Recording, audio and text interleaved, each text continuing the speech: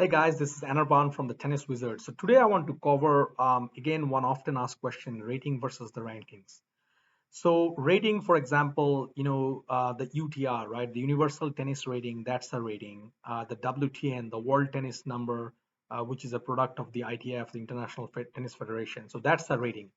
So rating, in a sense, is really defines a player regardless of age, gender, country, uh, about what level they are. So you can look at the rating, and you're supposed to get a decent idea about the level of players. So, for example, with UTR, it's a 1 to 16 range, right? So if you look at the top professionals, like these guys, like Novak and Rafa and all of them, they're all like 16 plus UTRs, right? So they're right up there.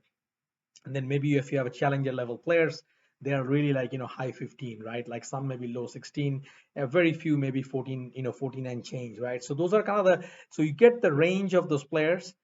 And the same way it trickles down to the juniors, right? They could be a 9 UTR, they could be a 9.5, they could be a 10, somewhere like that, right? So that's the rating from UTR, from Universal Tennis Rating.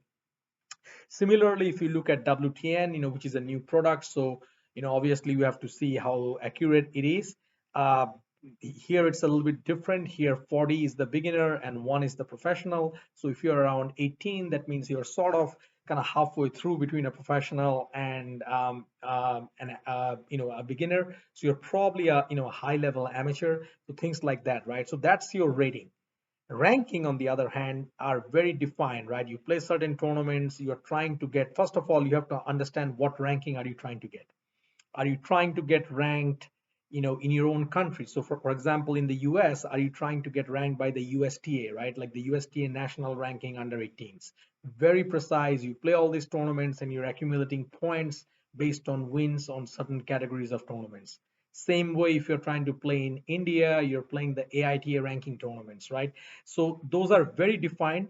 Now, in most cases, those ranking tournaments are also counted for UTR, and so you will get the benefit of the rating as well. But ranking is very precise, so rankings do not translate from one to the other. So what I mean by that is, if you're ranked in ITF juniors, say you're ranked like number 400 in the world in ITF juniors, you may not be ranked in your country if you're not playing the ranking tournaments in your country, right? Your national ranking tournaments.